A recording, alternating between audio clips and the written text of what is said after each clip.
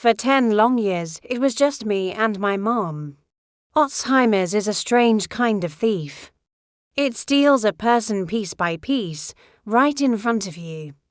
You find yourself grieving someone who's still there while you're combing their hair or spoon-feeding them dinner. I gave up my career as a librarian, a path I loved, and moved back into her beautiful, slowly decaying Victorian house. She was my world, and I was hers. My brother, Colin, he was practical. He sent checks.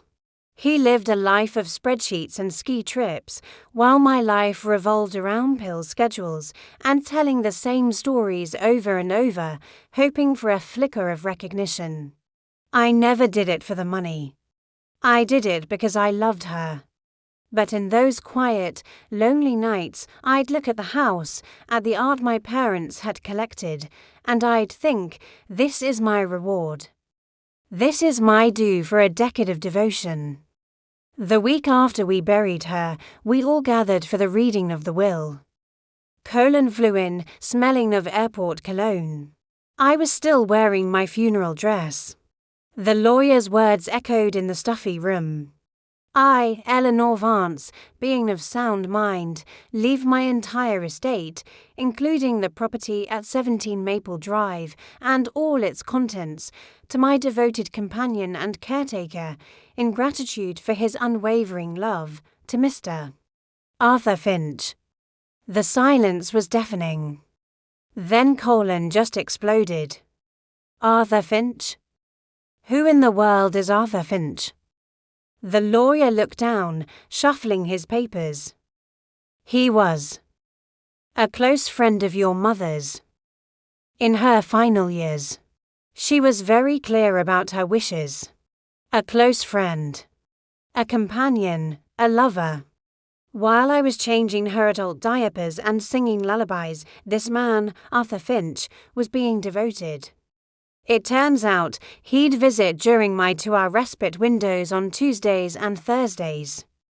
Those precious moments were my only chance to breathe, to be a person, to buy groceries.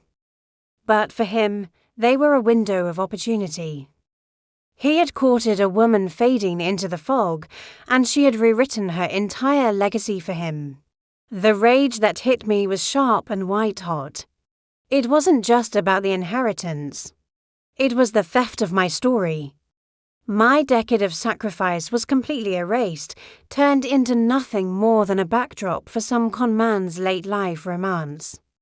We fought it in court, of course we lost. The will was ironclad. She'd been declared competent by a psychiatrist he had conveniently arranged. Arthur Finch, a charming, well-dressed man in his 70s, even had the nerve to offer his sympathies in court. He got everything. The house, the art, the stocks. Colin, angry but financially secure, flew back to his life. I was left with a car full of clothes and a fury so deep it felt like it could swallow me whole. So I disappeared. I became a ghost. I rented a tiny, depressing apartment and went back to my old job at the library, a grey woman pushing a cart of books. But on the inside, that cold fury was hardening, sharpening into a plan. Finch had won the legal battle. He thought the game was over. He saw me as the broken, defeated daughter. He couldn't have been more wrong. The game was just beginning. He had preyed on my mother's vulnerability. Now I would prey on his greed. I started to watch him. He moved into my mother's house, my house. He started selling off my father's antique maps. He threw dinner parties, basking in his new status as a man of culture. He was just waiting for the legal process to finish so he could sell the house and the rest of the art. I learned his schedule, his habits. His greatest pride was his newfound wealth. His greatest weakness was his absolute contempt for me. That's when the idea struck me. I wouldn't fight him head-on. I would help him. I would give him exactly what he wanted, in a way that would burn his entire world to the ground. Phase 1, I created Agnes. I used what little money I had to hire a theatrical makeup artist. Together, we built Agnes a fragile, wealthy, elderly woman. She was sweet, a little confused, showing the first signs of dementia. Just clear enough to be believable, but foggy enough to be manipulated. I spent a month in my sad little apartment practicing her voice, her frail posture, her lost, gentle smile. Phase 2 was the introduction. I knew Finch volunteered at the local art museum on Wednesday afternoons. It was all for show, of course. So Agnes, dressed in elegant, vintage clothes, started visiting the museum. She'd wander around, looking fascinated but overwhelmed. One Wednesday, she got lost right near his post. Ever the gentleman, he rushed to help her. She clung to his arm, her eyes welling up with tears. "You're so kind," she'd murmur. "Just like my late husband. He loved art so much. I have so much of it.